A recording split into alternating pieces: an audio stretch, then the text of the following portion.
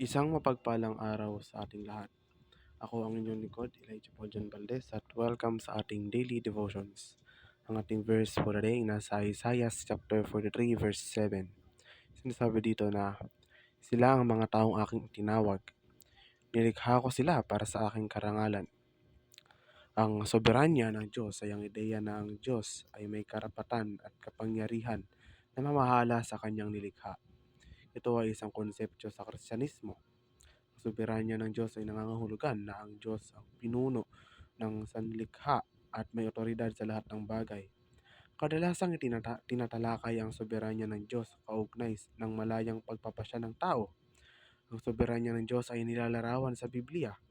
Halimbawa sa Kawikaan 16:33 na nagsasabing kinokontrol ng Diyos ang kahit na tila mga random na mga pangyayari.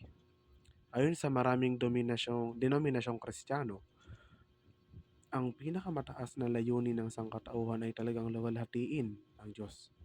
Ibig sabihin ay purihin at parangalan ang Diyos sa pamamagitan ng mga kilos, pag-iisip at salita ng isang tao.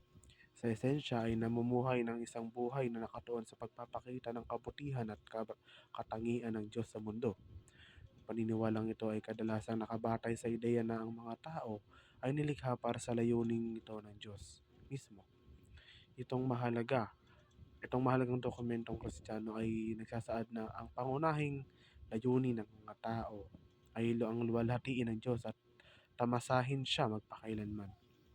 Kabilang dito ang mga gawa ng pagsamba, pamumuhay ng matuwid at pamumuhay ayon sa mga turo ng Diyos, paglingkod sa iba at pagbabahagi ng mensahe ng pananampalataya sa iba. Ang ibig sabihin ng pagtitiwala sa soberanya ng Diyos upang iligtas tayo ay ganap na paniniwala na ang Diyos ay may ganap na kontrol sa lahat ng bagay, kabilang ang ating kaligtasan at maaari tayong umasa sa kanyang kapangyarihan at plano na dalhin tayo sa buhay na walang hanggan. Kahit nasa harap ang mga hamon o kawalan ng katiyakan, ito ay isang malalim na pagtitiwala na ang anuman ang mangyari, ang tunay na kalooban ng Diyos para sa ating buhay ay matutupad, na sinasiguro ang ating kaligtasan.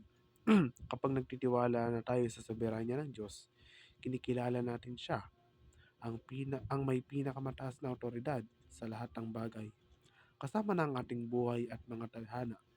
Ang pagtitiwala sa soberanya ng Diyos ay nagbibigay sa atin ng pag-asa para sa hinaharap. Alam na mayroon siyang plano para iligtas tayo at isakatuparan ang kanyang perpektong kalooban.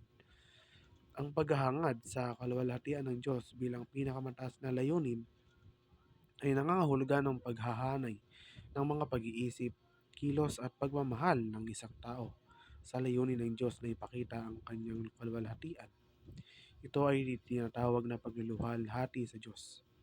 Ang kaluwalhatian ng Diyos ay kadakilaan, kahalaga, at kadakilaan ng kanyang pagiging perpekto.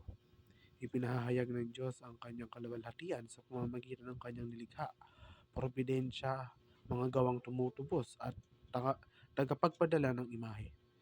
Tumugon ng mga bayan ng Diyos sa pamamagitan ng pagluwalhati sa Kanya. Muli, ako ang inyong lingkod, Elijah Paul John Valdez, at dito na nagtatapos ang aking daily devotions.